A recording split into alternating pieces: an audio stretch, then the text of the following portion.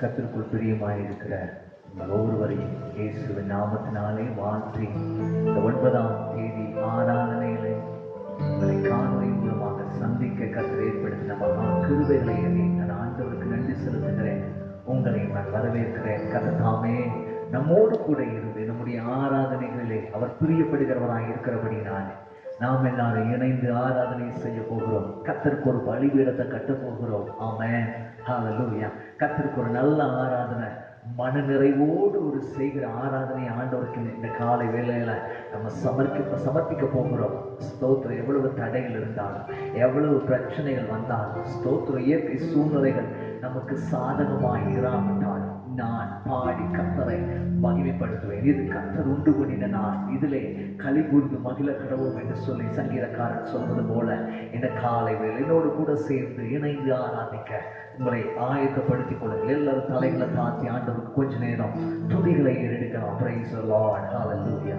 ஸ்தோத்திரம் ஐயா, உமக்கு நன்றி அப்பா, உமக்கு நன்றி. ஹல்லேலூயா. ஸ்தோத்திரம், ஸ்தோத்திரம், ஸ்தோத்திரம் அப்பா. எங்க நேரத்தை அப்பா உங்க சமூகத்துல செலவிட வந்திருக்கோம் ஆண்டவரே.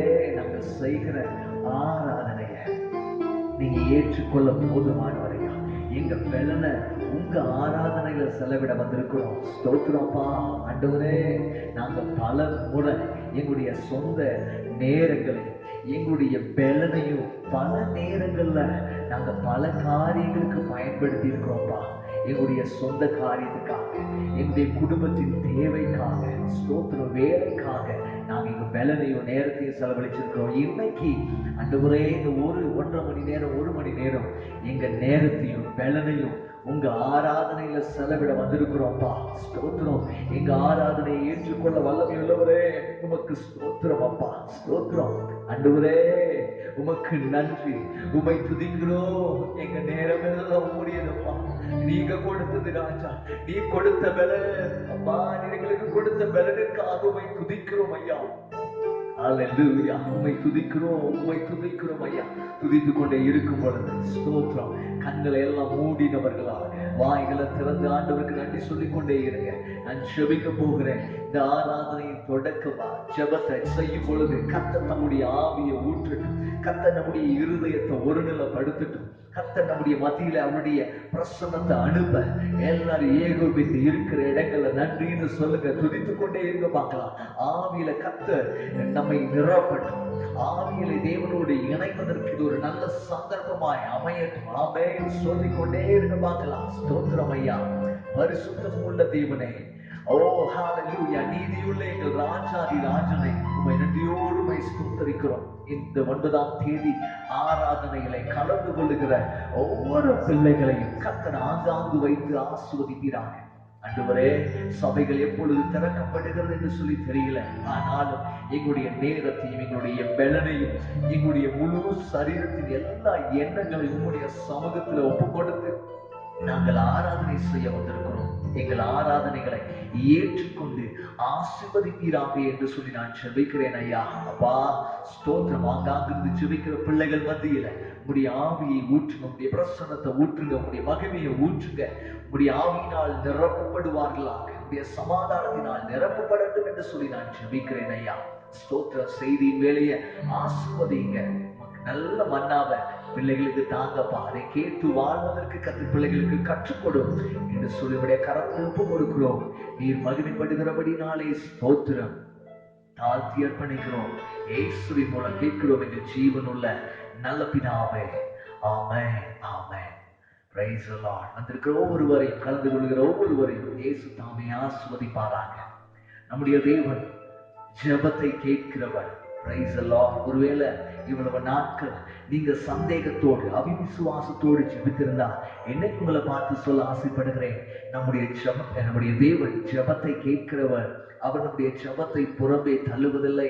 வேதம் சொல்லுகிறது, அவருடைய செவி கேட்க கூடாதபடிக்கு மந்தமாய் போகவில்லை என்று சொல்லி அவர் கேட்கிறவர். எதை கேட்கிறாரா? நம்முடைய ஜெபங்களை, நம்முடைய கூக்குரலை, நம்முடைய விண்ணப்பத்தை, நம்முடைய வேண்டுதலை கேட்கிற மகா பெரிய தேவனை தான் நீங்கள் நான் ஆராதித்துக் கொண்டிருக்கிறோம். ஆமென் சொல்லுங்க பார்க்கலாம். இருந்த வண்ணமாக ஒரு வசனத்தை வாசிக்கலாமே. 1 யோவான் 5ஆம் அதிகாரம் 14வது வசனம். 1 யோவான் 5ஆம் அதிகாரம் 14வது வசனம். நாம் எதையாகிலும் அவருடைய சித்தத்தின்படி கேட்டால் அவர் நமக்கு செவி கொடுக்கிறார் என்பதே அவரை பற்றி நாம் கொண்டிருக்கிற தைரியம். ஆமென். நாம் அவருடைய சித்தத்தின்படி ஜெபித்தால் அவர் நமக்கு செவி கொடுக்கிறவராய் இருக்கிறானா. நாம் எதையாகிலும் அவருடைய சித்தத்தின்படி கேட்டால்.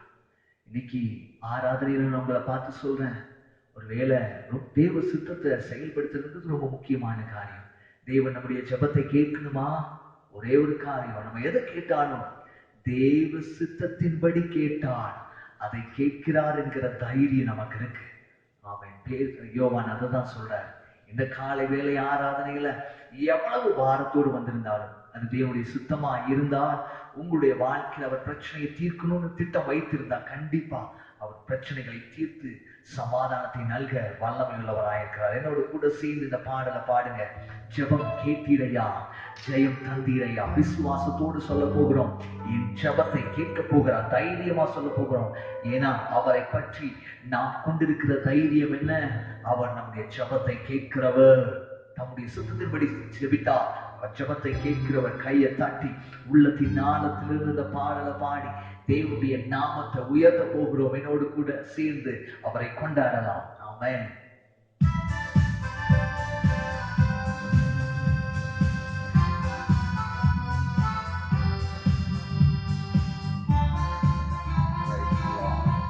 இருக்கிற இடங்கள்ல கைகளை தட்டி ஜெபம் கேட்டீரையா, ஜெயம் தந்தீரையா. ஜெபம் கேட்டீரையா, ஜெயம் தந்தீரையா. தள்ளாட வீரவில்லையே, தாங்கிய நடத்தினீரே. தள்ளாட வீரவில்லையே, தாங்கிய நடத்தினீரே. புகழின்றை பாட்டு பாடி புயல் என்று நோய்ந்தது, புகழாகும் பிறந்தது. சொல்லுங்க. புகழின்றை பாட்டு பாடி புயல் என்று நோய்ந்தது, புகழாகும் பிறந்தது.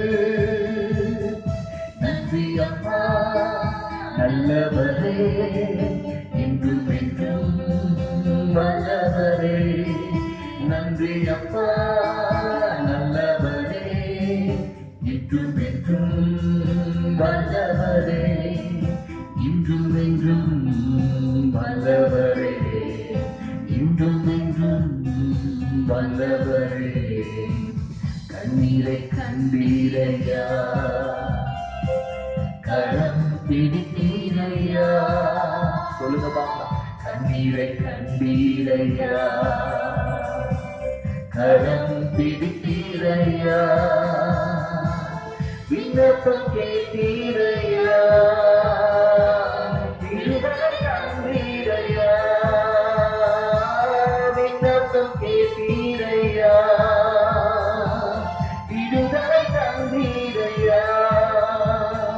புகழின்றை பாட்டு பாடி புயலென்று ஓய்ந்தது, புகழாகும் பிறந்தது. புகழின்றை பாட்டு பாடி புயலென்று ஓய்ந்தது, புகழாகும் பிறந்தது. நன்றியப்பா நன்றியப்பா நல்லவரே, இன்றும் என்றும் வல்லவரே. நன்றியப்பா நல்லவரே, இன்றும் என்றும் ஆமென். இன்றும் என்றும் வல்லவரே, இன்றும் என்றும் வல்லவரே. எபினேசர் எபினேசர் நீதானையா, இதுவரை உதவினீரே. எபினேசர் நீதானையா, இதுவரை உதவினீரே.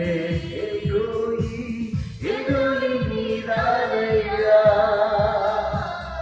என்னையும் கண்டீரையா.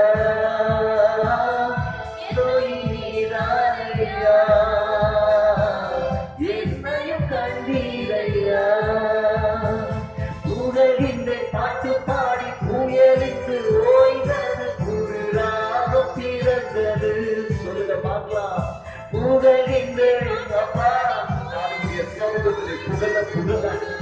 ஓ பாடல் பாட பாட பாடிகள் அகன்று போய்விடும் ஐயா. ஓ பாடல் ஆமே என்றும் என்றும் ஆமே. நன்றி அப்பா நன்றி அப்பா. ஆமென். வல்லவரே இன்றும் என்றும் வல்லவரே இன்றும் என்றும் வல்லவரே. யெகோவாயீரே நீரே எல்லாம் பார்த்துக் கொள்வீர். யெகோவாயீரே நீரே. ஆமாப்பா, அதுதான் ஆபிரகாமுடைய சிறிய ஜெபம். ஆமென். யெகோவா நீரே என்னாலும் வெற்றி தந்தே. யெகோவா நீரே வெற்றி வெற்றி தந்தே. புகழ்கின்ற பாட்டு பாடி புயலின்று ஓய்ந்தது புகழாகும் பிறந்ததே.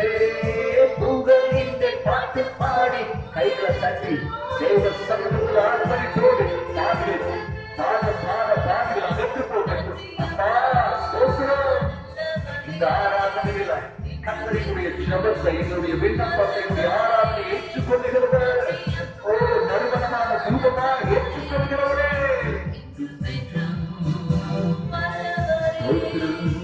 இன்றும் என்றும்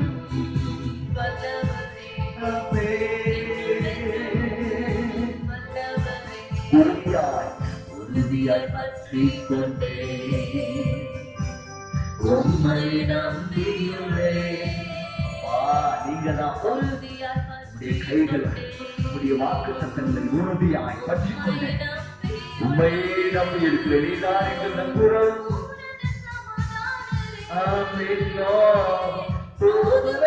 சமூகமே சமாதானமே சமூகமே புகழின்றி பாட்டு பாடி புயலின்று ஓய்ந்தது புகழாகும் பிறந்தது. புகழின்றி பாட்டு பாடி புயலின்று ஓய்ந்தது. முடிந்து போகட்டும் ஐயா புயல்கள். என்னுடைய வாழ்க்கையில் இருக்கிற மழை போன்ற புயல் மழை போன்ற பிரச்சனைகள் புயலை போல் வருகிற எல்லா புயல்களும் மறைந்து போகட்டும். வல்லவரே இன்றும் என்றும் நல்லவரே இன்றும் என்றும் வல்லவரே. ஜெபம் ஜெயம் தீரையா ஜெயம் தந்தீரையா ஜெபம் கேட்டீரையா ஜெயம் தந்தீரையா. தள்ளாட தள்ளாட வீரவில்லையே தாங்கிய நடத்தீரே. தள்ளாட என்னுடைய குழந்தைகள் என்னுடைய முதுகு என்னுடைய இடுப்பை தள்ளாட பார்த்து கொண்டீரே. தள்ளாட வீரவில்லையே தாங்கிய நடத்தீரே. தள்ளாட தள்ளாட புகழின்றே புகழின்றே பாட்டு பாடி புயலின்று ஓய்ந்தது புகழாகும். புகழின்றே பாட்டு பாடி புயலின்று ஓய்ந்தது புகழாகும். அவையோ நன்றி அப்பா நல்லவரே இன்றும் என்றும் வல்லவரே. நன்றி அப்பா நல்லவரே இன்றும் என்றும் வல்லவரே இன்றும் என்றும் வல்லவரே இன்றும் என்றும் வல்லவரே இன்றும் என்றும் நல்லவரே இன்றும் என்றும் நல்லவரே இன்றும் என்றும்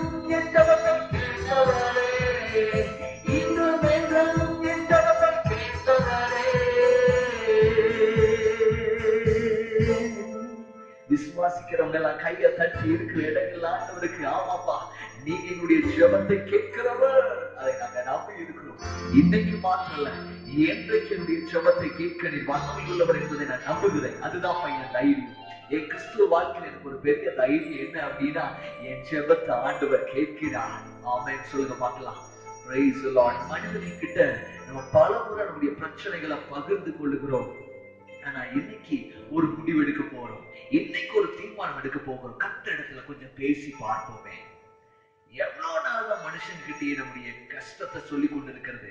ஒரு நாள், இனி வரக்கூடிய நாட்கள்ல நான் ஆண்டவரிடத்துல ஷேர் பண்ண போறேன். ஆமென் சொல்லுங்க பார்க்கலாம். ஒருவேளை உங்களுக்கு ஆதரவான வாசல்கள் அடைக்கப்பட்டது போல நீங்க உணரலாம். இந்த வேளையில எல்லாரும் கண்களை மூடி இருக்கிற இடத்துல முழங்கால் படிக்கிட்டு நான் சொல்லுகிற காரியத்தை, இப்ப நான் பட்டியலிடுகிற காரியம் ஒருவேளை உங்க வாழ்க்கையில ஆண்டவர் சொல்லுவதை போல நீங்க கொஞ்சம் உணர்ந்தா ஆண்டவர் அதுக்குரிய நல்ல தீர்வை தரப்போகிறார். ஸ்தோத்திரம்.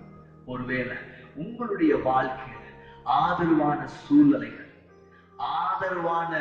ஆதரவு மிக்க ஒரு சில காரியங்கள் அல்லது அந்த சூழ்நிலைகள் போன்ற பாதைகள் உங்களுக்கு தடைப்பட்டது போல காணப்பட்டால், அப்படி உணர்வீர்கள் என்று சொன்னார், நீங்க தனிமைப்படுத்தப்பட்டவர்கள் போல நீங்க உணர்ந்தால், ஸ்தோத்திரம், இந்த ஆராதனையில நீங்க நம்பிக்கை, என்னுடைய நம்பிக்கை போச்சு பாஸ்டர், ஆண்டவரே என் நம்பிக்கை போச்சு, நான் நம்பிக்கை இழந்து விட்டேன் அப்படின்னு நீங்க இந்த ஆராதனையில உட்கார்ந்து இருந்தா, என்னால இவ்வளவு பெரிய பிரச்சனையை தாங்க முடியல, எனக்கு ஏன் இந்த பிரச்சனை அப்படின்னு நீங்க கேட்கிறவர்களாய் நீங்கள் அமர்ந்து கொண்டிருந்தா, இனி என்னால இந்த பிரச்சனையை தாங்கிக் கொள்ள முடியாது, இது என்னால செய்ய முடியாது, இதை என்னால ஓவர் கம் பண்ண முடியாது என்கிற நிர்பந்தமான சூழல்ல உடைய அறைகூவல் இருக்கும் என்று சொன்னார்.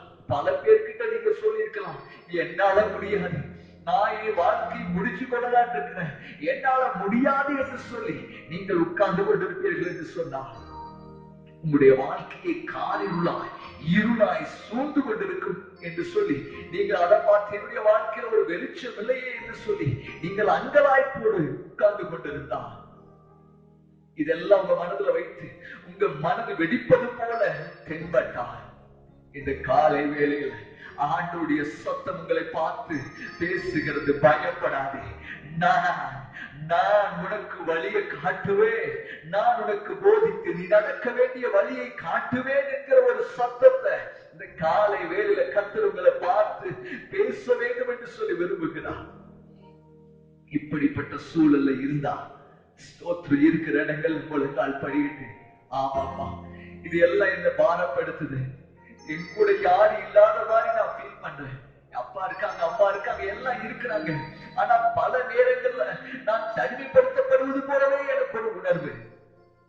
ஒரே ஒரு வழி இருக்கு, ஒரு வழி உண்டு, ஒரு பாதை உண்டு. என்ன பாதைன்னு கேக்குறீங்களா? என்ன பாதைன்னு கேக்குறீங்களா? அதுதான் அப்பாட்ட பேசுறது, அதுதான் தேவனிடத்துல பேசுறது.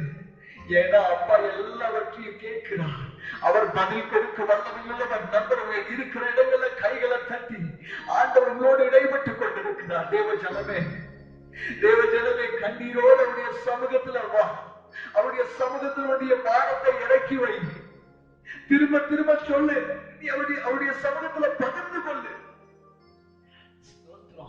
நீ மனிதர்களிடத்துல பகிர்ந்து கொள்ளாத காரியங்களை, மறைவா இருக்கிற காரியத்தை அப்பா சமூகத்துல பகிர்ந்து கொள்ளுங்க, அவரிடத்துல வந்து பேசி பழகுங்க. நீங்க அப்பா அவரோடு பேசணும்னு சொல்லி விரும்புறாரு, அவரோடு கூட நீங்க நேரத்தை செலவிடணும்னு விரும்புறாரு.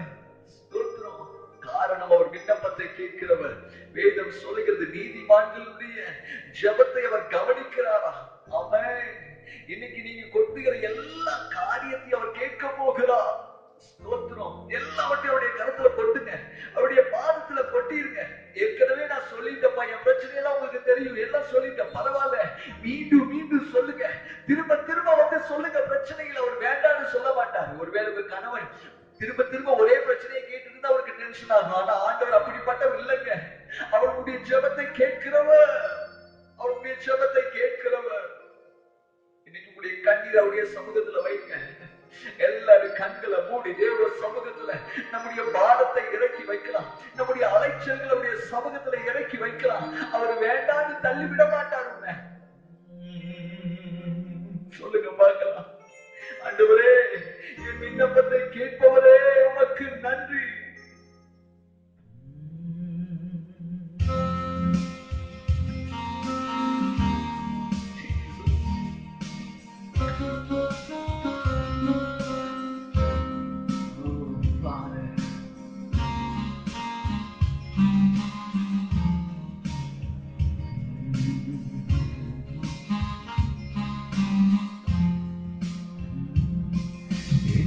விண்ணப்பத்தை கேட்பவரே,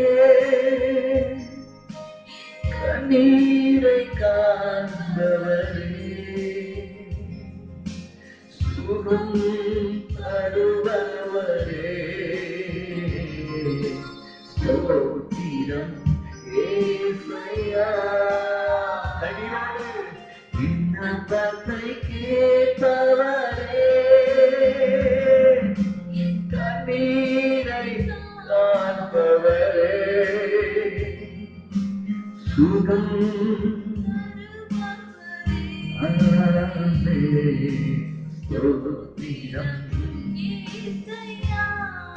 நான் நம்புகிறேன். உம்மால் கூடும் எல்லாம் கூடும், ஒரு வார்த்தை சொன்னால் போதும். உம்மால் கூடும் எல்லாம் கூடும், ஒரு வார்த்தை சொன்னால் போதும். ஐயா, ஒரு வார்த்தை சொன்னால் போதும். சொல்லுங்க பாபா. ஐயா, ஒரு வார்த்தை சொன்னால் போதும். எத்தனை பேர் நம்புறீங்க அவரால முடியும் என்று சொல்லி? உம்மால் கூடும் எல்லாம். தாவீதின் குமாரனே, எனக்கு இரக்கம் என்று சொல்லி அவரை பார்த்து கூப்பிட்ட உடனே ஆண்டவருடைய சத்தத்தை கேட்டவருடைய கண்களை சுகமாக்கினாரே. இன்னைக்கு உன்னுடைய வியாதி உங்களிருந்து விலக்கு, உன்னுடைய பாவத்தை உங்களிருந்து விலக்கு அவருடைய ஜெபத்தை கேட்டுக் கொண்டிருக்கிறார். ஐயா, ஒரு வார்த்தை சொல்லுங்கப்பா. ஐயா, ஒரு வார்த்தை என் விண்ணப்பத்தை கேட்டவரே, கண்ணீரை காண்பவரே, சுகம்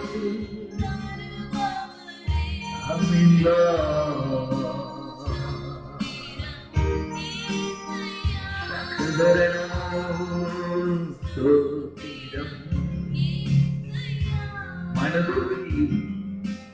மனதுருகி கரம் நீட்டி அதிசயம் செய்வாரே. என் வாழ்க்கையில் ஒரு அற்புதம் செய்ய, இதை கேட்டுக் கொண்டிருக்கிற ஜனங்களுடைய வாழ்க்கையில் ஒரு அற்புதம் செய்ய, ஒரு அதிசயம் செய்யப்பா. யாரெல்லாம் தகுதியாக இருப்பது போல விடாது, ஆதரவான வார்த்தைகள் அடைக்கப்பட்டிருக்கிறது என்று சொல்லி உணர்கிறார்கள். அவருடைய வாழ்க்கையில் அதிசயம் செய்ய, அவருடைய ஜெபத்தை பற்றாட்ட வேண்டுதலை விண்ணப்பத்தை கேளுங்க.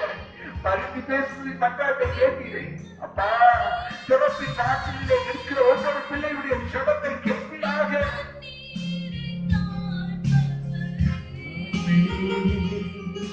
சுகம்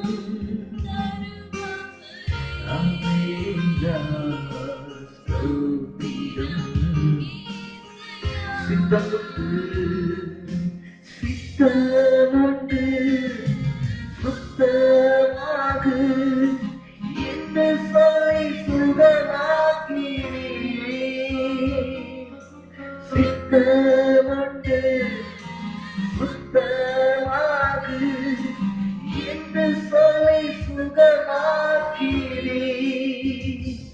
ஐயா என்று சொல்லி அபிநயா, ஐயா என்று சொல்லி சுகமாக்கிறேன். என் விண்ணப்பத்தை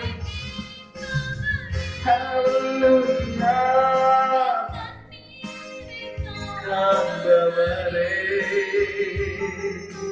சுகம் தருபவரே,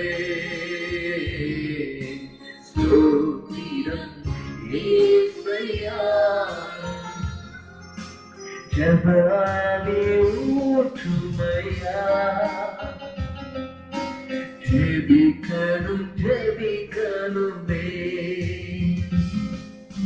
ஜெபமாவி ஆமாப்பா ஊற்றுங்க ஊற்றுங்க ஜெபமாவி ஊற்றுங்க எங்க பிள்ளைங்க ஆராதிக்கிற வேலையில் கர்த்தர் தம்முடைய ஆவியை ஊற்றுவீராக உங்களுடைய ஆவியை ஊற்றுவீராக ஆமாப்பா ஸ்தோத்திரம் ஆமென் உங்களுடைய ஆவியை ஊற்றுங்க ஹalleluya ஸ்தோத்திரம் ஸ்தோத்திரம் ஆமென் கர்த்தர் தம்முடைய ஆவியை ஊற்றுகிறபடினாலே நன்றி செலுத்துகிறோம் ஐயா தேவங்களை பார்த்து சொல்கிற ஒரு வார்த்தை நீ ஆறுதல் அடையும் வர உன்னுடைய உள்ளத்துல இருக்கிற பயம் உன்னை விட்டு நீங்கும் வர நீ திடப்படுத்தப்படும் வரைக்கும் உனக்குள்ளாக ஒரு தெளிவு ஏற்படுற வரைக்கும் நீ ஆண்டவருடைய சமூகத்துல தொடர்ந்து மன்றாடி கொண்டே இரு கர்த்தர் ஏதையோ உனக்குள்ளாக செய்கிறார் என்கிற உணர்வு ஏதோ என்னை தேற்றுகிறார் ஏதோ எனக்குள்ளாக ஒரு மாற்றம் ஏற்படுகிறது என்கிற உணர்வு உண்டாகும் வரைக்கும் உன்னுடைய ஜெபத்தை விட்டு விடாது அப்பதான் கர்த்தர் தம்முடைய சித்தத்தை வெளிப்படுத்துவார் தம்முடைய சித்தத்தின்படி ஜெபிக்கும் பொழுது கர்த்தரை கேட்க வல்லமையுள்ளவர்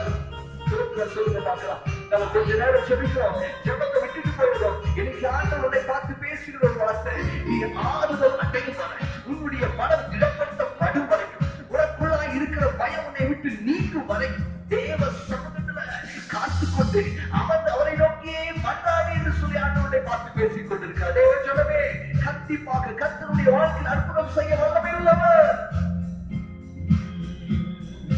திறப்பின் வாசலை நீக்கணுமே திறப்பின் வாசலை நீக்கணுமே தேசத்துக்காய் காதரணுமே என் தேசத்துக்காய் காதரணுமே ஜெபாவி ஊற்றுமையா ஜெபிக்கணும் ஜெபிக்கணுமே ஜெபாவி ஊற்றுமையா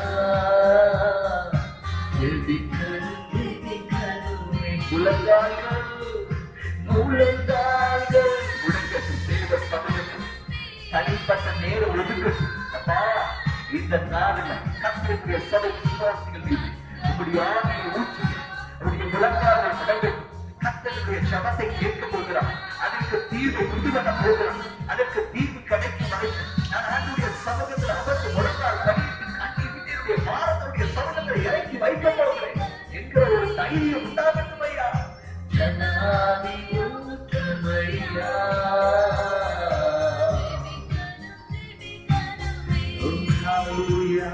ஸ்தோத்திர பலி விண்ணப்பஜபம் ஸ்தோத்திர பலி விண்ணப்பஜபம் எந்நேரமும் நான் ஏறெடுக்கணும் எந்நேரமும் நான் ஏறெடுக்கணும் ஜெபாவி அப்பா ஆமென் கர்த்தர் எனக்குள்ளாக ஏதையோ செய்கிறார் என்கிற உணர்வு பெருசுல வந்துருச்சுதான் பரிசுத்தாவியானவருடைய உண்மை தள்ளி கொண்டிருக்கிறார் என்கிறது அர்த்தம் பரிசுத்தாவியானவருடைய உதவியோடு நீங்க ஜெபித்துக் கொண்டிருக்கீங்க அர்த்தம் வேதம் சொல்கிறது பரிசுத்தாவியானுடைய உதவியோடு ஜெபிக்கணும் நமக்கு ஜெபிக்க தெரியல கர்த்தருடைய ஆவியானவர் நம்ம மீது இறங்க போகிறார் நம்மை நிரப்ப போகிறார் அவருடைய ஆவி நம்ம மீது இறங்க போகிறது கர்த்தர் நம்மை நிரப்பி அவருடைய ஜெபத்தின் ஆழத்திற்குள்ளாக கர்த்தர் நம்மை அழைத்து செல்ல போகிறார் எத்தனை பேர் விரும்புறீங்க அப்பா என்னை அந்த ஆழத்துக்குள்ளாக அழைத்து செல்லும் என்று சொல்லி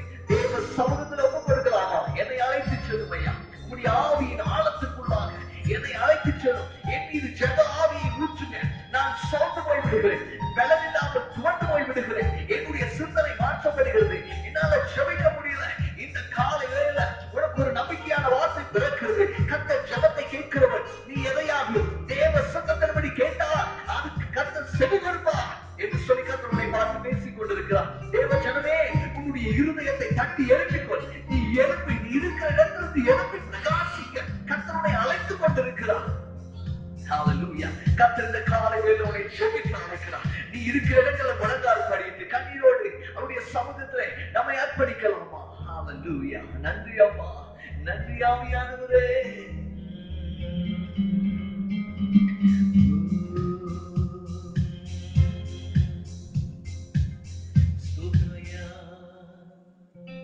ஸ்தோத்திர பலி விண்ணப்ப ஜெபம் ஸ்தோத்திர ஸ்தோத்திரபலி விண்ணப்ப ஜெபம் எந்நேரமும் நான் ஏறெடுக்கணும். எந்நேரமும் நான் ஏறெடுக்கணும். உலகை மறந்து சுயம் வெறுத்து, உலகை மறந்து சுயம் வெறுத்து உன் பாதத்தில் கிடக்கணுமே. உன் பாதத்தில் கிடக்கணுமே.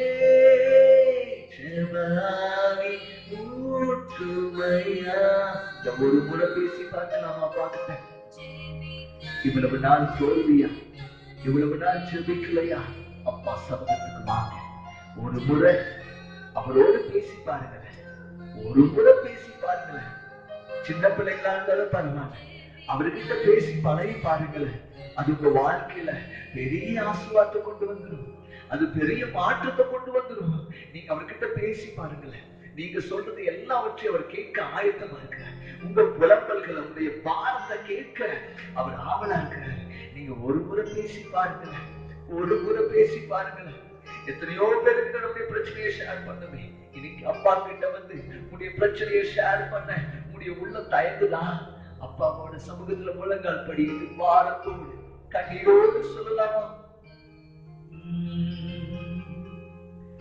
ஜெபமாவி ஊற்றுமையா. ஜெபிக்கணும் ஜெபிக்கணுமே. ஜெபமாவி ஊற்றுங்கப்பா. ஜெபிக்கணும் ஜெபிக்கணுமே. உன்னுடைய தேவை பூர்த்தியாகிற வரைக்கும் அப்பா சமூகத்துல கேளு. ஆதரவு பெற்றுக்கொள் வரைக்கும் அப்பா சமூகத்துல கேளுங்க. அப்பா அதை வாய்க்க பண்ண போகிறார். அப்பா அதை வாய்க்க பண்ண போகிறார். நம்புறவங்க இருக்கிற இடத்துல தைரியமா ஸ்தோத்திரம் முழங்கால் படிட்டு கண்ணீரோடு அப்பாவுக்கு நன்றி சொல்லுங்க பார்க்கலாம். ஆமாப்பா, நீங்க என் ஜெபத்தை கேட்க போறீங்க. ஸ்தோத்திரம், என் ஜெபத்தை கேட்க போறீங்க. அவருடைய பேர், அவருடைய குணம் ஜெபத்தை கேட்கிறவர், வேண்டுதலை கேட்கிறவர். ஸ்தோத்திரம், பாவியினுடைய ஜெபத்தை கேட்கிறவர். ஓ ஹல்லேலூயா. பாவியினுடைய அறிக்கையை அப்பா ஏற்றுக்கொள்கிறார். பாவியான ஒரு மனுஷன் தேவனுக்காக ஜெபிக்கும் உள்ளதை ஆண்டவர் கேட்கறது இல்லை. நீதிமானுடைய வேண்டுதல் தான் ஆண்டவர் கேட்கிறார். இன்னைக்கு அப்பா சமூகத்துல கேளுங்க பார்க்கலாம். அப்பா, நான் செய்த பாவத்தை எல்லாம் மன்னிச்சு உங்களுடைய சித்தத்தின்படி நான் ஜெபித்து உங்களுடைய சமூகத்திலிருந்து ஆசீர்வாதத்தை பெற்றுக்கொள்ள ஓடோடி வந்திருக்கப்பா. என்னை ஏற்றுக்கொள்ளும்.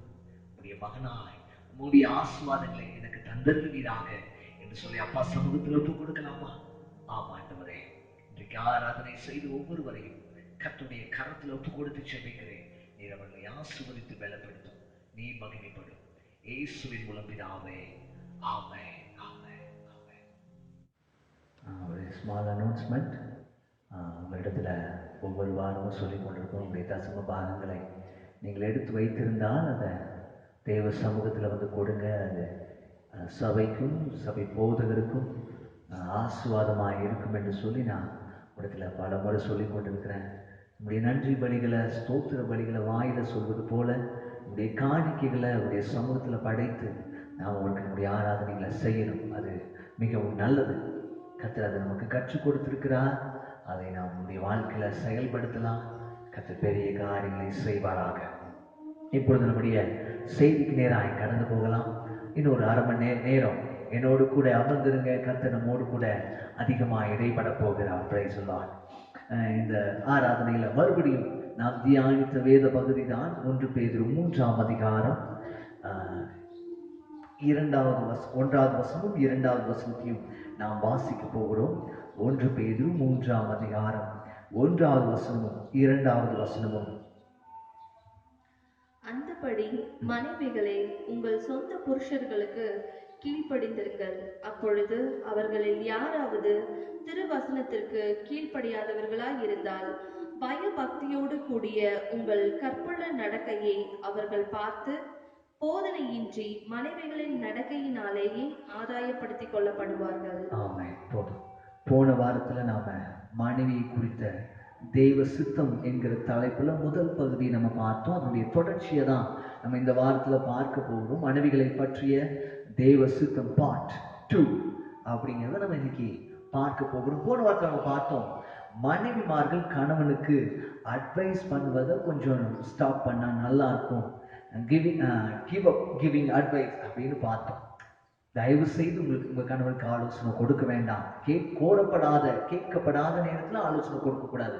அவங்க இடத்துல ஆலோசனை கேட்டால் நீங்க தயவாக சொல்லலாம் அப்படின்னு நம்ம போன வாரத்துல பார்த்தோம். அதுக்கு பிற்பாடு அதனுடைய கண்டினியூஷனா பார்த்தோம், கற்புள்ள நடக்கையினாலே நாம் கணவர்களை ஆதாயம் செய்து கொள்ள வேண்டும் என்று சொல்லியும் நம்ம போன வாரத்துல பார்த்தோம். அதுல முக்கியமா என்ன பார்த்தோம் அப்படின்னா, எப்படி ஆதாயம் பண்றது, நம்ம எங்க மிஸ்டேக் பண்றோம் அப்படின்னா, கணவன்மார்களும் மனைவிமார்கள், கணவனுக்கு மனைவியை பற்றி புரிந்து கொள்ள முடியல, மனைவிமார்களுக்கு கணவனை பற்றி புரிந்து கொள்ள முடியல. எப்போ புரிந்து கொள்ள முடியல? அவர்களுக்கு மன அழுத்தம் ஏற்பட்டிருக்கும் பொழுது, அவங்க மன அழுத்தத்தினாலும் ப்ரெஷர்னாலும் பிரச்சனையை தாங்கள் ஹேண்டில் பண்ணும் பொழுது கணவன்மார்கள் என்ன பண்ணுவாங்க அப்படின்னா, அவர்கள் தன்னையே தனிமைப்படுத்திக் கொள்வார்கள். ஆனா அதே பெண்களை பார்த்து அப்படி இல்லை. அவங்க மன அழுத்தத்தில் இருந்தா அவர்கள் தன்னை தனிமைப்படுத்திக் கொள்ள விரும்ப மாட்டார்கள்.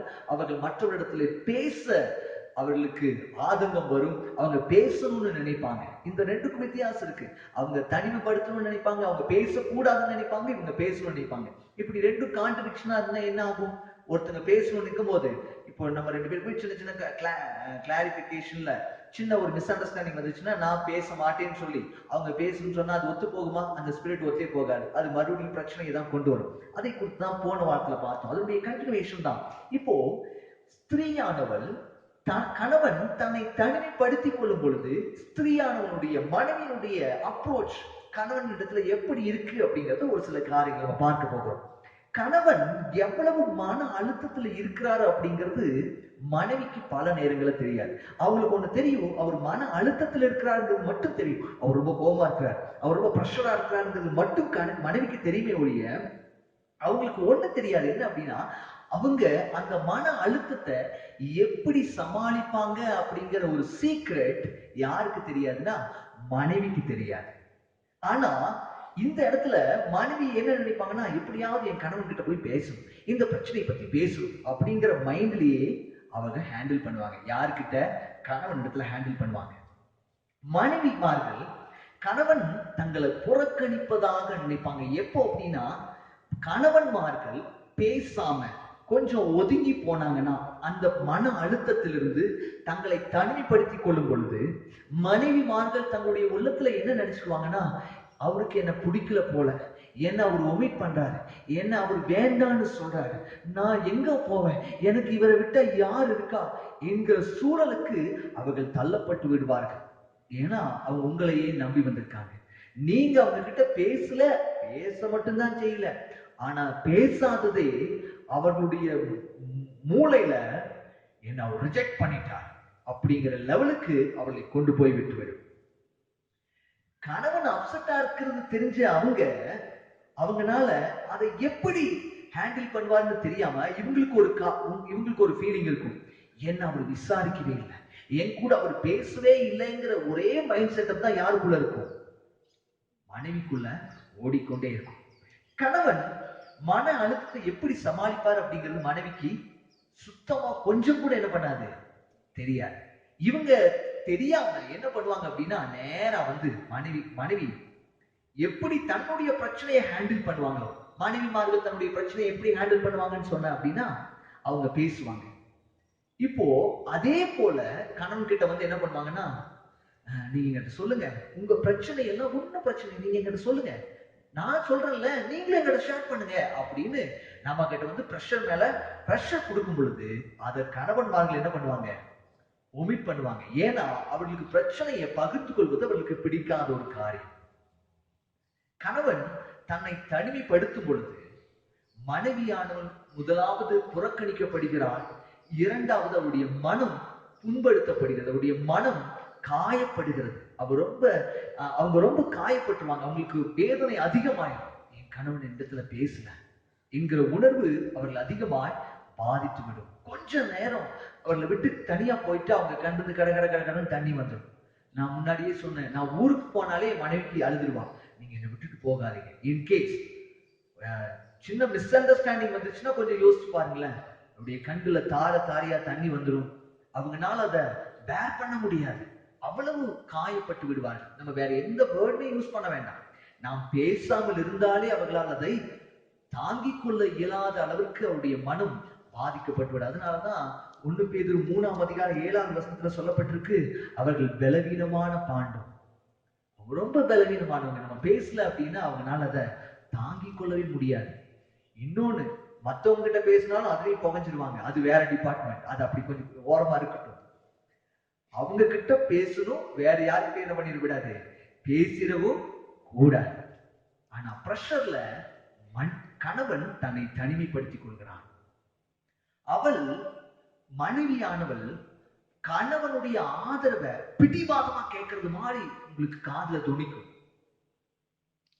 அவங்களுக்கு பாதுகாப்புக்காக, அவங்களுடைய சுதந்திரத்துக்காக, அவருடைய உரிமைக்காக உங்க கூட போராடுறது மாதிரி இருக்கும். அவங்க பேசுற, அவங்க சொல்ற துணி எல்லாம் உங்க காதுல அப்படிதான் இருக்கும். நாம ஏதோ அக்கறை இல்லாத மாதிரி அவங்க கிட்ட பிஹேவ் பண்றோம். நம்ம பேசல அப்படிங்கிற ஒரு காரியம் அவங்கள புறக்கணிக்கிற மாதிரி அவங்க ஃபீல் பண்ணுவாங்க. ரெண்டாவது, அவங்களுக்கு எப்படி ஃபீல் பண்ணுவாங்க அப்படின்னா அவங்களுடைய இருதயத்தை ரொம்ப காயப்படுத்திடும். மூணாவது, அவங்க மேல நமக்கு அக்கறையே இல்லாத மாதிரி இவங்க போராடுவாங்க, நம்ம கிட்ட உரிமையோட போராடுவாங்க. இவ்வளவு காரியம் நம்ம ஒன்னே ஒண்ணுதான் செய்யல. என்ன செய்யல? பேசல. இந்த பேசாத விளைவு பெரிய பிரச்சனைகளை கொண்டு வந்துடும். இதனால தவறாய் புரிந்து கொள்ளக்கூடிய பொதுவான 5 உதாரணங்களை நான் உங்களுக்கு முன்பாக நான் சொல்ல போறேன். எப்போ அப்படின்னா, கணவன் தன்னை தனிமைப்படுத்திக் கொள்ளும் பொழுது மனைவியானவள் தன்னுடைய கணவனை பார்த்து சொல்லக்கூடிய 5 காரியங்கள், அது எல்லாமே கணவனுக்கு புரியவே புரியாது. அவங்க புரிஞ்சுக்கிற விதம் வேற. இவங்க 5 காரியத்தை வித்தியாசமா சொல்லுவாங்க, ஆனா ஒரே காரியத்தை தான் சொல்றாங்க அப்படிங்கறத நம்ம புரிஞ்சுக்கணும். கணவன்மார்கள், மனைவிமார்கள் ஃபர்ஸ்ட் சொல்லுவாங்க, நீங்க என்ன கவனிக்கிறதே இல்லைங்க அப்படின்னு சொல்லுவாங்க. ரெண்டாவது, அவங்க சொல்லக்கூடிய முக்கியமான காரியம் என்ன அப்படின்னா, நீங்க என் கூட இருக்கிற மாதிரியே நான் ஃபீல் பண்ணல, நீங்க என் கூடவே இல்லைங்க அப்படிம்பாங்க. மூணாவது, நீங்க என்ன விசாரிக்கிறதே இல்லை அப்படின்னு சொல்லுவாங்க. நாலாவது, நான் உங்களுக்கு முக்கியமானவனே இல்லைங்க. நான்லாம் யார் உங்களுக்கு? உங்களுக்கு உங்களுக்கு உங்க ஃப்ரெண்டு தான் முக்கியம், உங்க அம்மா அப்பா தான் முக்கியம், நான்லாம் முக்கியமே இல்லை. அஞ்சாவது ஒண்ணு சொல்லுவாங்க பாருங்க, உங்களுக்கு உணர்வே இல்லைங்கன்றுவாங்க. உங்களுக்கு தலைக்கணை கொஞ்சம் கூட ஆயிடுச்சு, உங்களுக்கு உணர்வே இல்லை அப்படின்னு சொல்லிக்கிற இந்த 5 காரியங்களும் ஒன்னே ஒன்னதான் சொல்ல வராங்க. அவங்க என்ன சொல்ல வராங்க தெரியுங்களா? என்ன, கொஞ்சம் கவனிங்க, நான் சொல்றத கொஞ்சம் கவனிங்க அப்படின்னு சொல்லக்கூடிய அந்த ஒரு வார்த்தைக்கு இந்த 5 வார்த்தை அடிக்கிடுவாங்க. இந்த 5 வார்த்தையை சொல்லும் போது நமக்கு உச்சக்கட்டத்துக்கு டென்ஷன் ஆயிடும். ஃபர்ஸ்ட் என்ன சொன்னாங்கன்னா, நீங்க என்ன கவனிக்கிறதே இல்லை. நம்ம உடனே ரெஸ்பான்ஸ் பண்ணுவோம். என்ன பண்ணுவோம் அப்படின்னா, நீ ஃபர்ஸ்ட்ல இருந்து என்ன சொன்னீங்க நான் இப்ப ஒப்பிக்கிறேன், நான் எல்லாத்தையும் கவனிச்சுட்டு தான் இருக்கேன். ஆனா இந்த கவனிக்கிற நேரத்துல கணவன்மார்கள் தெரிந்து கொள்ள வேண்டிய முக்கியமான ஒண்ணு, என்ன பண்ணுவோம் அப்படின்னா, ஒன்னா மொபைல் நோண்டுவோம், இல்லையா டிவி பார்த்துட்டு இருப்போம், இல்லையா நியூஸ் பேப்பர் பார்த்துட்டு இருப்போம், இல்லைன்னா வேற எங்காவது என்கேஜ் ஆயிருக்கும். ஆனா அவங்க சொல்ற எல்லா காரியமும் நம்ம மைண்டுக்குள்ள என்ன ஆயிட்டு இருக்கும், ஃபீட் ஆயிட்டு தான் இருக்கும். இதுல கணவன்மார்கள் மனைவி சொல்லும் பொழுது கவனிக்கக்கூடிய பெர்சன்டேஜ் எவ்வளவு அப்படின்னா 5% தான். ஆனா மனைவிமார்களுக்கு நீங்க 5% கவனிக்கிறது முக்கியமே இல்லை. அவங்களுக்கு முழு கான்சென்ட்ரேஷன் வேணும். அவங்களையே குறுகுறுன்னு பார்க்கணும், அவங்க கண்ணையே பார்க்கணும், வேற எங்கேயும் நீங்க திரும்பிடக்கூடாது. அவங்கள பார்த்தாதான் அவங்களுக்கு ஒரு திருப்தி. என் கணவன் என்ன முழுமையா கவனிக்கிறாரு, நான் சொல்றதை ஏற்றுக்கொள்றாரு அப்படிங்கிற எண்ணம் எப்ப வரும் அப்படின்னா, நீங்க எதையும் நோண்டாம, உங்க கையில எதுவும் இல்லாம அவங்க முகத்தை பார்த்து குறுகுறுன்னு பார்த்தாலே போதும். கொஞ்ச நேரம் பாருங்க, கஷ்டமா இருந்தாலும் அழகா இருந்தாலும் இல்லைனாலும் அவங்கள பார்க்க வேண்டியது உங்க கடமை. வேற யாரும் வந்து என்ன பண்ண முடியாது, உங்க மனைவியை பார்க்க முடியாது, நீங்க தான் பார்த்தாகணும். கஷ்டமா இருந்தாலும் வாந்தி வரமா இருந்தாலும் தயவு செய்து பார்த்துருங்க. சோத்திரம். கவனிக்கணும்.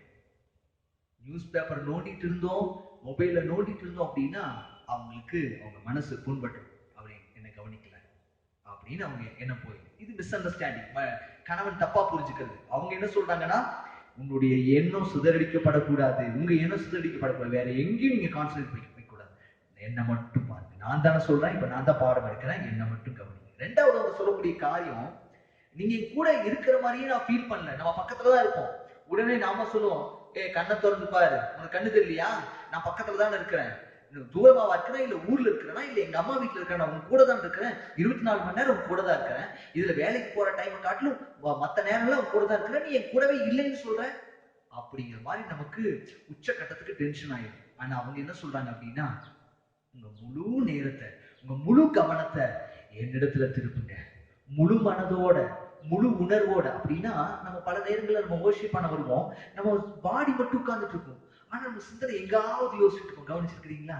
ஆராதனை செய்யவே முடியாது. இப்போ அவங்க மறுபடியும் அந்த அழுத்தி சொல்றாங்க, உங்க சரீரம் இங்கதாங்க இருக்கு, உங்க மைண்டும் எனக்கு தேவை, உங்க மைண்டும் நான் சொல்றத கவனிக்கணும் அப்படின்னு ரெண்டாவதையும் அதையே சொல்லுவாங்க. மூணாவது ஒண்ணு சொல்லுவாங்க, நீங்க என்ன விசாரிக்கிறதே இல்லைங்க அப்படின்னா உடனே நமக்கு கொண்டு எழும்பிடும்.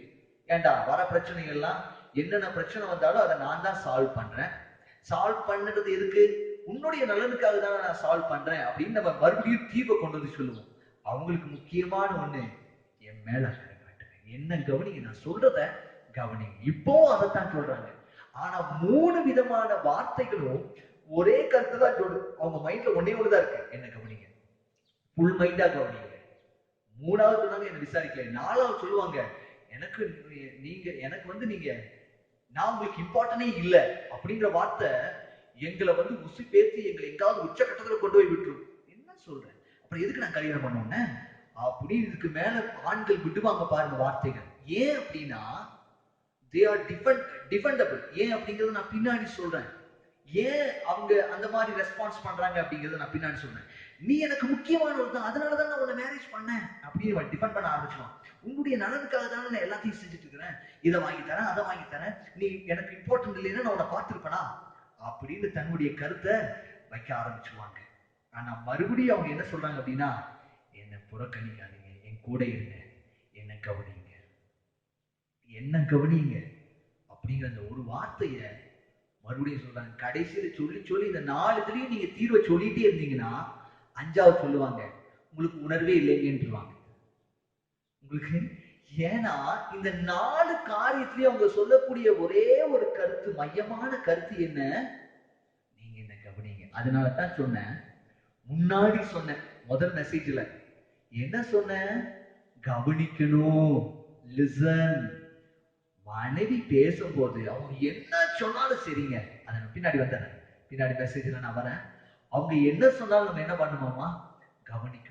தீர்வு சொல்லவே கூடாது. இதெல்லாம் நம்ம நம்ம நம்ம பார்க்கிற விதத்துல அவங்க சொன்னதுக்கு நம்ம சரியான ரெஸ்பான்ஸ் தான் கொடுக்கிறோம். ஆனா அந்த ரெஸ்பான்ஸ் அவங்களுக்கு தேவையே இல்லை. நீங்க அவங்களை கவனித்தால் போதும். 5வது சொல்லுவாங்க, உங்களுக்கு உணர்வே இல்லைங்கன்றாங்க.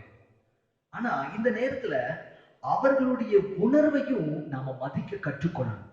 நாம எப்படி நம்முடைய மன அழுத்தம் வந்தோன்னு, ஆண்களுக்கு மன அழுத்தம் ஏற்பட்ட உடனே நம்மை தனிமைப்படுத்தி கொண்டால் நம்முடைய மன அழுத்தம் நமக்கு ரிலாக்ஸ் ஆயிரும் அப்படின்னு எப்படி நினைக்கிறோமோ, அதே போல ஆண்கள் சிந்தனையில வைத்துக் கொள்ளக்கூடிய ஒரு முக்கியமான ஒரு காரியம், அவர்களுக்கும் உணர்வு உண்டு. அந்த உணர்வையும் நம்ம மதிப்பிடணும். எப்படி மதிப்பிடணும்? அவர்களை பேச விடணும். என்ன விடணும்? அவர்களை பேச விட்டு நாம கவனிக்கணும். அப்போதான் அவர்களுக்கு நாம் கொடுக்கக்கூடிய மதிப்பு என்ன அப்படிங்கிறது, அந்த உணர்வை நம்ம மதிப்பிடறதுக்கு மாறும். இல்லை அப்படின்னா ரொம்ப ரொம்ப கஷ்டமான ஒரு காரியம். ஒரு மனிதன் தன் மனைவியை புறக்கணிக்க தொடங்கும் போது அவள் பெரும்பாலும் தனிப்பட்ட முறையில் எடுத்துக்கொள்கிறாள். இது ரொம்ப முக்கியமான ஒரு காரியம், நான் எக்ஸ்பிளைன் பண்றேன். ஒரு கணவன் தன்னுடைய மன அழுத்தத்தில் இருக்கும் பொழுது அவன் பேசாம தன்னை தனிமைப்படுத்திக் கொள்வான். தன்னை தனிமைப்படுத்திக் கொள்வத மனைவி எப்படி புரிஞ்சுக்குவாங்க அப்படின்னா, அவன் தன்னுடைய பிரச்சனைக்கு தீர்வு காண தன்னை தனிமைப்படுத்திக் கொள்கிறான் என்று சொல்லி மனைவி புரிஞ்சுக்க மாட்டாங்க. என்னை விட்டுட்டு எனக்கு நான் அவங்களுக்கு முக்கியம் இல்ல, அவங்களுக்கு அவங்களோட பிரச்சனை தான் முக்கியம், அவங்களுக்கு அவங்க உணர்வு தான் முக்கியம், நான் எவ்வளவு கஷ்டப்பட்டு இருக்கேன், நான் எவ்வளவு ஃபீல் பண்ணிட்டு இருக்கிறேன், என் உணர்வை மதிக்கலையே அப்படிங்கிற மாதிரி தான் அவங்க ஃபீல் பண்ணுவாங்க.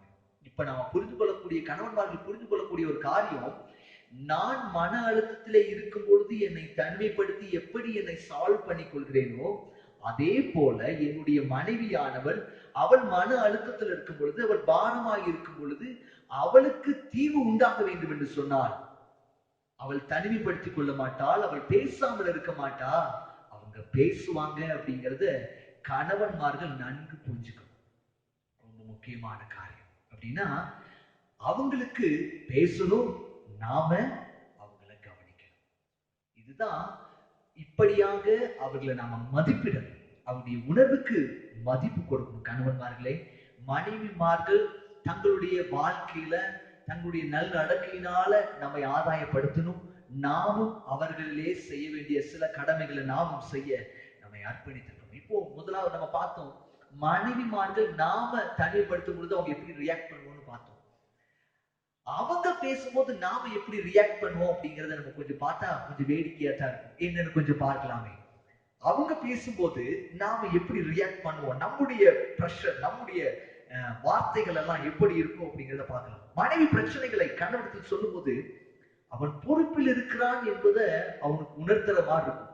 நான் இப்ப பொறுப்புல இருக்கிறேன், என் மனைவி அவளுடைய பிரச்சனையை என்கிட்ட வந்து ஷேர் பண்றான் அப்படிங்கிற எண்ணத்திலேயே கணவன் மாதிரி அப்படியே மெதப்பா உட்காந்துருப்பாங்க. ஏன் அப்படின்னா அவன் ஒரு தலைவன் போஸ்ட்ல ஆளுகை செய்யணுங்கிற போஸ்டிங்ல இருக்கிறனால ஒருத்தர் வந்து ஒரு ஒரு காரியத்தை சொன்ன உடனே அவனுக்கு ரெண்டு மைண்ட் தான். நான் இப்ப பொறுப்பில் இருக்கேன், நான் ஏதாவது செய்யணும் அப்படிங்கிற மைண்ட் மட்டும்தான் இருக்கும்.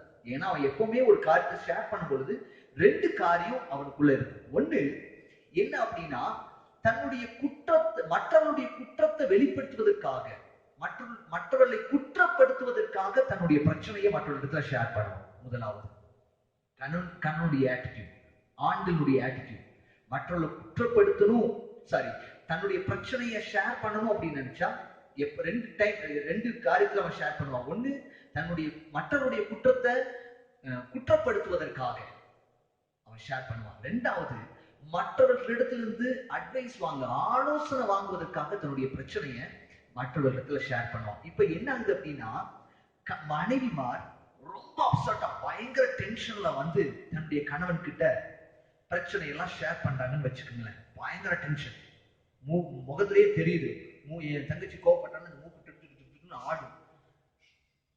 அப்ப தெரிஞ்சுக்கலாம் என் மனைவி என் தங்கச்சி உச்சக்கட்ட டென்ஷன்ல இருக்கிறான்றது நான் கெஸ் பண்ணிக்குவேன். உடனே அங்கிருந்து நான் கொஞ்சம் சைலண்ட் ஆயிடுவேன்.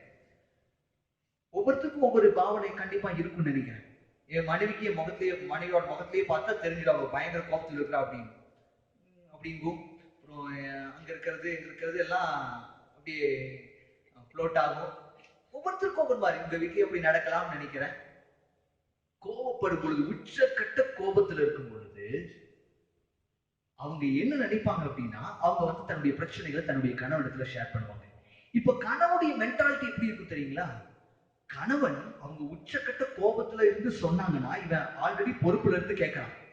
தலைமை பொறுப்புல இருந்து கேட்கும் பொழுது மனைவி தன்னுடைய பிரச்சனையை கோபத்தோடு சொன்னாங்க அப்படின்னா பிரச்சனையா இருக்காது. அது ஒரு வார்த்தைகள், ஒரு சில வார்த்தைகளா இருக்கும், அந்த கான்வர்சேஷனா இருக்கும். அந்த கான்வர்சேஷன்ல கோபத்தோடு சொல்லும் பொழுது இவங்க என்ன நினைச்சுக்குவாங்கன்னா, கணவன் என்ன குற்றப்படுத்துறான், என்ன குற்றவாளி ஆக்குறான், என்ன குற்றவாளி ஆக்குறாங்கிற உணர்வு கணவனுக்கு அதிகமாயிட்டே இருக்கும். அதே இந்த மனைவி ரொம்ப மைல்டான அப்செட்டா, ரொம்ப கோபம்லாம் இல்ல, மைல்டா அப்செட்டா வந்து கணவன் கிட்ட தன்னுடைய காரியங்களை ஷேர் பண்ணாங்க அப்படின்னா, இப்ப இந்த மிஸ்டர் பிக்சிட் என்ன நினைப்பாங்க அப்படின்னா, இவனோட பேர் மிஸ்டர் பிக்சிட், ஏன்னா எப்ப பார்த்தாலும் தீர்வை சொல்றவன். இவன் இப்போ ரொம்ப அப்செட் இல்லாம வந்து சொன்ன உடனே இவன் நினைச்சுக்குவான், ஓ என் மனைவி என்கிட்ட ஆலோசனை கேட்க வந்திருக்கா போல அப்படின்ட்டு ஆலோசனை எடுத்து ஆரம்பிச்சுவான். இப்ப இந்த ரெண்டு நேரத்திலுமே எப்ப பிரச்சனை சொல்ல வந்தாலும் இவங்கிட்ட தீர்வு இருக்கு. ஒன்னா குற்றப்படுத்துறான்னு சொல்லிட்டு குற்றப்படுத்துறான்னு நினைச்சுட்டா இவன் டிஃபெண்ட் பண்ணுவான். நான் முன்னாடி சொன்ன பாத்தீங்களா, நீங்க என்ன லிசன் பண்றதே இல்லைன்னு சொன்ன, நான் லிசன் பண்ணிட்டு தான் இருக்கேன், நீ சொன்னதை நான் சொல்லட்டுமா அப்படின்னு சொல்ல கேட்டுருவான். இதெல்லாம் டிஃபெண்டிங். யார் டிஃபெண்ட் பண்றது? கணவன் டிஃபெண்ட் பண்ணிட்டே இருப்பான். நான் எனக்கு நீங்க வந்து எனக்கு முக்கியமே இல்லை அப்படின்னு மனைவி சொன்னா அவன் மறுபடியும் டிஃபெண்ட் பண்ணுவான். இல்ல, அதனாலதான் நான் இந்த பிரச்சனையெல்லாம் தீர்த்துட்டு இருக்கேன் அப்படின்னு அவன் டிஃபெண்ட் பண்ணிக்கொண்டே இருப்பான். இப்போ அட்வைஸ் கேட்கிற மாதிரி ரொம்ப அப்செட் இல்லாம கொஞ்சோண்டு அப்செட்ல வந்து கேட்டா உடனே தீர்வு சொல்ல ஆரம்பிச்சிருவான். இதுதான் கணவனுடைய நேச்சர்.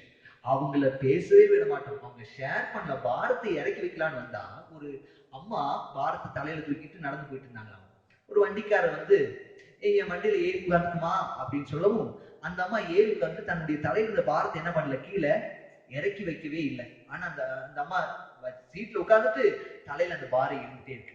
இப்ப அவங்க பாரத்தை இறக்கி வைக்கணும்னு வராங்க, நம்ம கிட்ட வந்து பாரத்தை இறக்கி வச்ச உடனே நம்ம டிஃபன் பண்ணவும் மறுபடியும் அவர் தலைக்கே போயிடுது. தயவு செய்து அப்படி என்ன பண்ணாதீங்க. இறக்கி வைக்கிற பாரத்தை இறக்கி வைக்க விடுங்க. கணவன்மார்கள் இப்ப செய்ய வேண்டிய ஒரு காரியம், அவங்க பாரத்தை இறக்கி வைக்கும் பொழுது அவங்க பாரத்தை இறக்கி வைக்க விட்டர். ஆனா நம்ம என்ன பண்ணுவோம், அவங்க என்ன குற்றப்படுத்தாங்கன்னா நான் அவங்கள குற்றப்படுத்துவேன். அவங்க பிரச்சனையை கொண்டு வந்தாங்கன்னா நான் தீர்வை சொல்லுவேன். இப்படியே என்ன ஆகும், சின்ன பிரச்சனை பெரிய பிரச்சனையாகி ஒரு பாவம். இப்போ 4 சுகத்துக்குள்ள இருக்கிறது எங்க போயிரும், அம்மா வீட்டுக்கு போகும். அம்மா வீட்டுக்கு இப்போ அம்மா வீட்டுக்கு நடந்தெல்லாம் போறது இல்லை, அம்மா வீட்டுக்கு போன் கால்லயே போயிடும். அன்னைக்குதான் நடந்து போயிட்டு தந்தி லெட்டர் எல்லாம் போச்சு. இன்னைக்கெல்லாம் வீடியோ கால் வரைக்கும் டெவலப் ஆயிடுச்சு. இந்த 4 வீட்டுக்குள்ள இருக்கிற பிரச்சனை வெளி இடத்துக்கு போய் அது அப்புறம் வீட்டோட நிக்காது, அப்புறம் ஜட்ஜு வரைக்கும் போய் அந்த அளவுக்கு எல்லாம் கேவலப்படுற அளவுக்கு நம்ம என்ன பண்ணிடக்கூடாது, கிறிஸ்துவ பிள்ளைங்க அந்த அளவுக்கு என்ன பண்றக்கூடாது, விட்டுவிடக்கூடாது. கிறிஸ்தவர்களா இருக்கிற நாம் நம்முடைய நடக்கையினாலே ஆதாயம் பண்ணணும். நம்முடைய கணவன்மார்ல ஆதாயம் பண்ணணும். கணவன் தீர்வை சொல்ல சொல்ல இப்ப ஆரம்பிக்கு பாருங்க. கணவன் தீர்வை இப்போ இவங்க ஃபர்ஸ்ட் வந்து அப்செட் எல்லாம் சொல்ல போறாங்க, இவன் தீர்வை சொல்ல ஆரம்பிக்கிறான். தீர்வை சொல்ல சொல்ல நம்ம அம்மா என்ன ஆரம்பிப்பாங்கன்னா பிரச்சனைன்னு சொல்லிட்டே இருப்பாங்க. கம்ப்ளைண்ட் மேல கம்ப்ளைண்ட் வரும். ஆனா நான் இந்த இதுக்கு சொன்னா வேற அன்னைக்கு அப்படி செஞ்சீங்கல்ல. இப்போ பிரசன்ட்ல இருந்து எங்க போகும் அப்படின்னா பாஸ்டுக்கு போகும். அதுக்கும் சம்பந்தமே இருக்காது. நான் இங்க தானே பேசிட்டு இருக்கிறேன், இது எங்கடா அங்க போச்சு அப்படின்னா அது மேரேஜ் டைம்ல நடந்திருக்கும். மேரேஜ்க்கு முன்னாடி கூட ஒரு வேலை பேசியிருந்தா என்கேஜ்மெண்ட்டுக்கு முன்னாடி ஏதாவது பேசியிருக்கோமா, அங்க இருந்து குடிப்பாங்க பாரு, மூளை பிடிச்சி கலகல வந்து அங்க நிறுத்துவாங்க. ஆனா எங்க நம்ம வீட்டு மனைவிமார்கள் எல்லாம் ரொம்ப எக்ஸலண்ட். எதுக்கு அப்படின்னா இந்த நமக்கு எல்லாம் செயின் போட்டு பேச தெரியாது, ஆனா அவங்க எல்லாம் செயின் போட்டு பேசுவாங்க. இழுத்து இழுத்து இழுத்து இழுத்து பேசுவாங்க பாருங்க, நம்மளால ஓவர்டேக்கே பண்ண முடியாது. டிக்கடா எங்க பிடிச்சாலும் அங்க அங்க கொண்டு வந்து வைப்பாங்க பாருங்க ஒரு full stop. Oh my god, இதுக்கும் அதுக்கும் சம்பந்தம் இருக்குதா? ஆமா, சம்பந்தப்படுத்திடுவாங்க. அவங்க என்ன பண்ணிடுவாங்க, இவங்களுக்கு எல்லாம் நாங்க சிஜிசிக்கு கொண்டு போகணும்னு நான் நினைக்கிறேன். ஏன் அப்படின்னா நாங்க சிஜிசியில படாத பாடுபடுவோம். ஒரு கேம் எடுத்துட்டு அந்த கேமை எங்க தலைப்புக்கு ஏற்றால் போல சூஸ் பண்ணுவாங்க. உடனே எங்க மனைவி தான் கூப்பிடணும். ஏன்னா அவங்க நல்ல செயின் போட்டு நல்லா சம்பந்தப்படுத்தி கரெக்டா மேட்ச் பண்ணிடுவாங்க. சோ நிறைய எக்ஸ்பர்ட்ஸ் இருப்பாங்கன்னு நினைக்கிறேன். உங்க மனைவிகளும் அப்படி இருக்க வாய்ப்பு இருக்கு. சோ தீர்வு சொல்ல சொல்ல பிரச்சனைகள் கம்ப்ளைண்ட்ஸ் அதிகமாகிக்கொண்டே இருக்கும். கணவன் 4-5 தீர்வை சொல்லிட்டானா வச்சுக்கோங்களேன், மனைவி நன்றாக உணர வேண்டும் என்று எதிர்பார்ப்பேன். இங்கதான் மனைவிமார்கள் புரிந்து கொள்ளக்கூடிய ஒரு முக்கியமான ஒரு காரியம். இப்போ கணவனுடைய ஆட்டிடியூட் என்ன அப்படின்னா, அவன் மன அழுத்தத்தில் இருக்கும் பொழுது தன்னை தனிமைப்படுத்தி கொண்டு அவன் தீர்வு காணுவான். என்ன காணுவான்? தீர்வு காணுவான். இந்த தீர்வு காணும் பொழுது, தீர்வு கண்டுட்டு வெளியே வந்தாதான் அவனுக்கு மன அழுத்தம் நிறைவாகும். உங்களை போல அல்ல, அவர்கள் மற்றொரு இடத்துல ஷேர் பண்ண அவங்க பிரச்சனை சால்வ் ஆகும் அப்படின்னு கணவன்மார்கள் நினைக்க மாட்டாங்க. அவங்க தீர்வோட தான் தன்னுடைய அறையிலிருந்தே வெளியே வருவாங்க. ஒன்னா அறைக்குள்ள போய் தனிமைப்படுத்திக் கொள்வாங்க, இல்லைன்னா வீட்டை விட்டே வெளியே போயிடுவாங்க, இல்லைன்னா பேசாம இருப்பாங்க. இந்த 3 காலத்துல ஏதாவது ஒண்ணு நடக்கும். ஏன்? அவன் தன்னுடைய பிரச்சனைக்கு தீர்வு பார்க்கிறான். அவன் தனிமைப்படுத்தும் பொழுது நீங்கள் உணர்கிற காரியம் என்ன, என்னை புறக்கணிக்கிறான், என் மேல அக்கறை இல்லை அப்படின்னு நீங்க நினைக்கிறீங்க.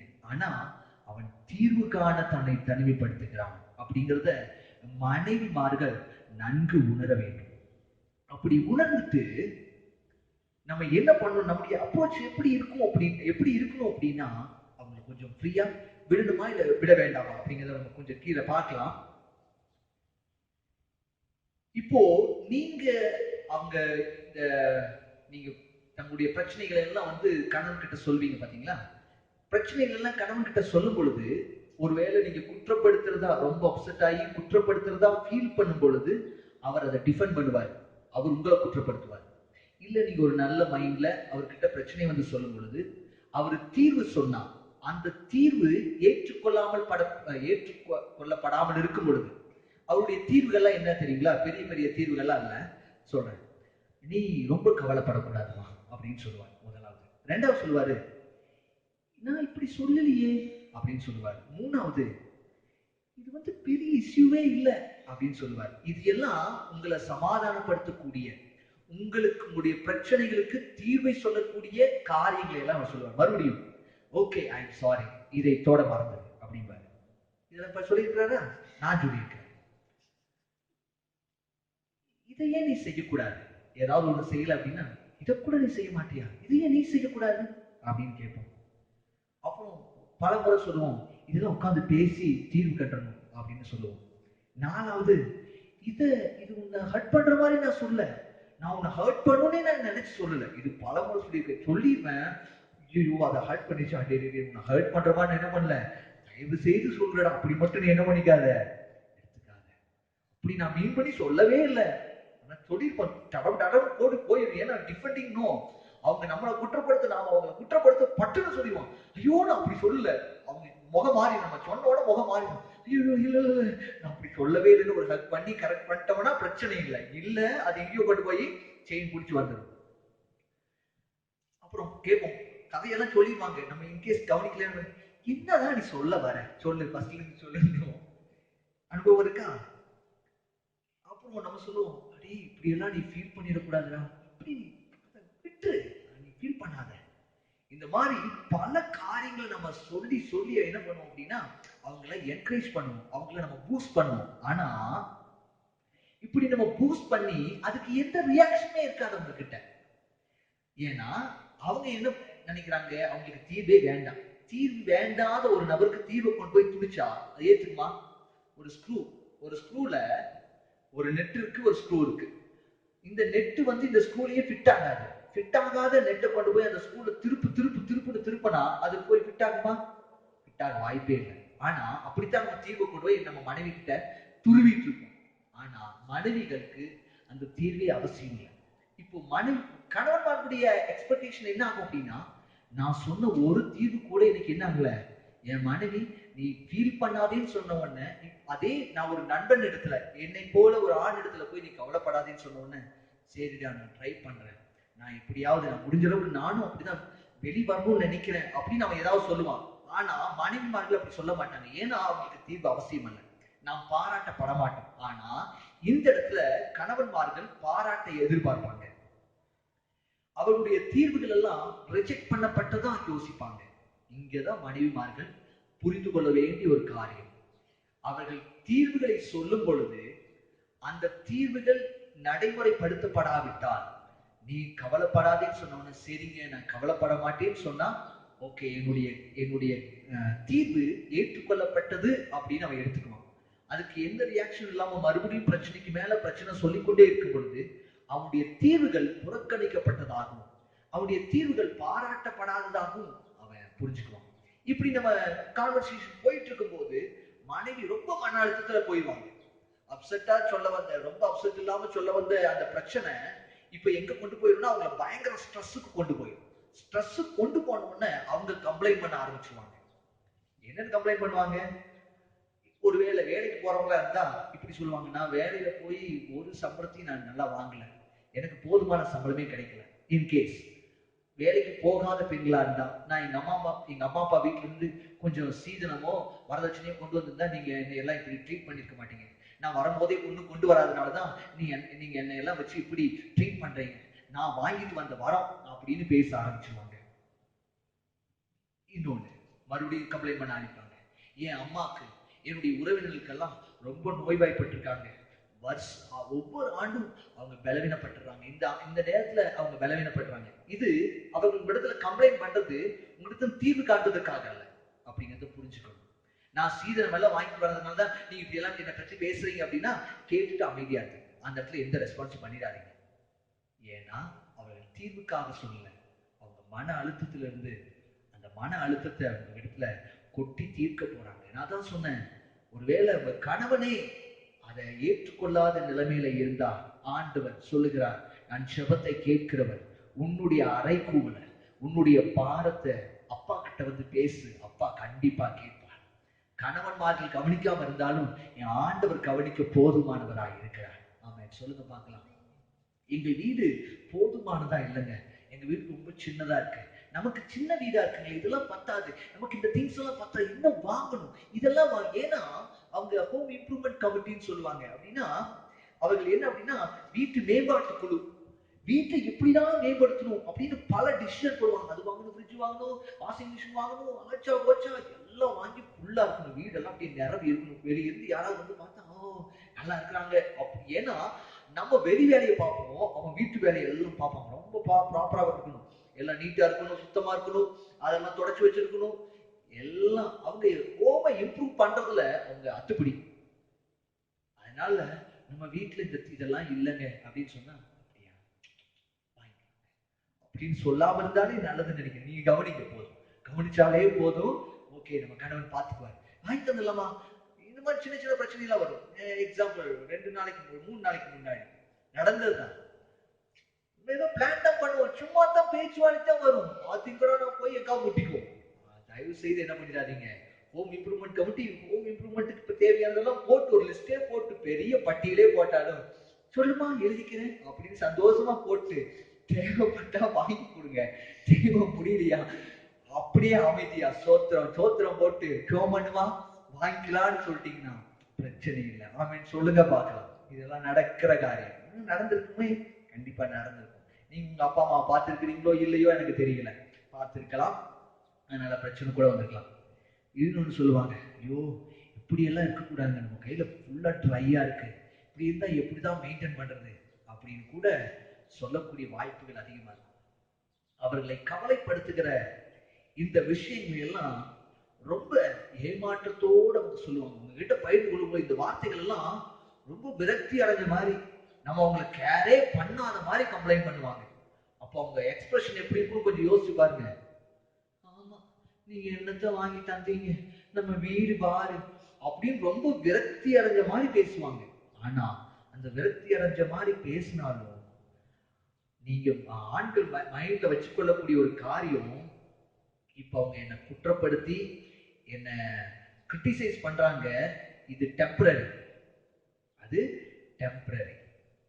அவங்க கண்டிப்பா என்ன இன்னும் 2 மணி நேரத்துல அவங்க என்ன பண்ண ஆரம்பிச்சிருவாங்க, அப்ரிஷியேட் பண்ண போறாங்க அப்படிங்கிறத நான் உணர்ந்துக்கணும். கணவன்மார்கள் உணர்ந்துக்கணும். மனைவிமார்கள் கடைசியா புரிந்து கொள்ளக்கூடிய ஒரு காரியம் என்ன அப்படின்னா, அவங்க பார்க்கும் பொழுது, அவங்க காரணத்தை சொல்லும் பொழுது, அவங்க காரணத்தை சொல்லும் பொழுது நீங்க என்ன பண்ணும் அப்படின்னா பொலைட்டா இல்ல. Woman need to learn. கணவன்மார்கிட்ட நீங்க பிரச்சனையை சொல்லும்போது அவங்க டிஸ்ட்ராக்ட் ஆவாங்க.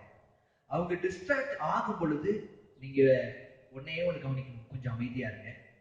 இல்லைன்னா உங்க வார்த்தையினால என்ன கவனிங்கன்னு சொல்லலாம். அந்த 5 வார்த்தையும் சொல்லிடாதீங்க தயவு செய்து. நீங்க என்ன கவனிக்கிறதே இல்ல, நீங்க எனக்கு எனக்கு நீங்க எனக்கு நீங்க இல்ல, நான் உங்களுக்கு முக்கியமானவனே இல்ல, நீங்க என்ன விசாரிக்கிறதே இல்ல, உங்களுக்கு உணர்வே இல்ல அப்படிங்கிற வார்த்தையெல்லாம் பகிர்ந்து கொள்ள வேண்டாம்.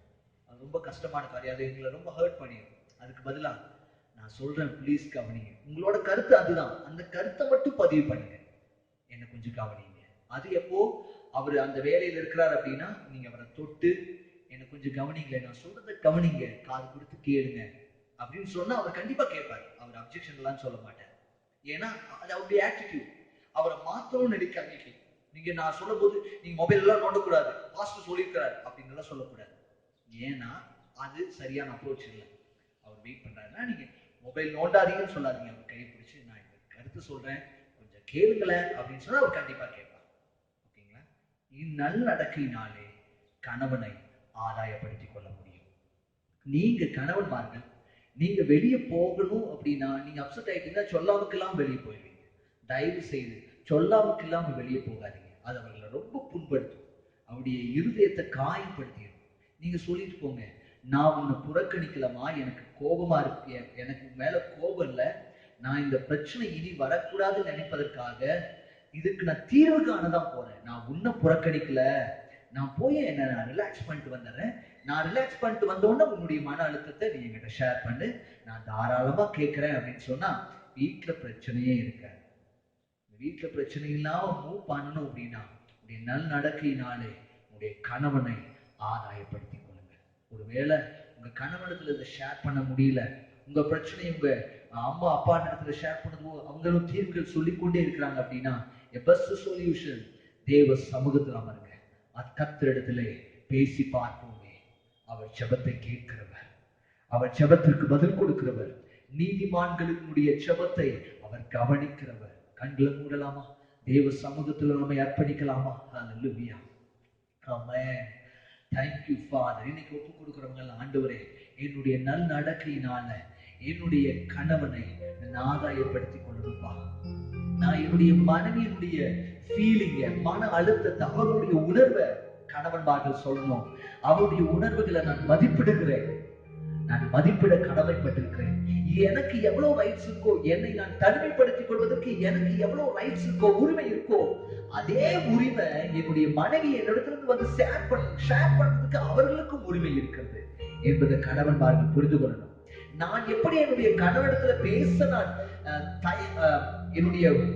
நான் பேசுவதற்கு எவ்வளவு அங்கலாய்ப்பு செலுத்துகிறேனோ, அதே அளவிற்கு அவருடைய பிரச்சனையை சால்வ் பண்றதுக்கு அவர் தன்னை தனிமைப்படுத்திக் கொள்ளணும் அப்படிங்கிறத மனைவிமார்களும் புரிஞ்சிருக்கணும். ரெண்டு பேரும் ரெண்டு காரியத்தையும் புரிஞ்சிருக்கணும்.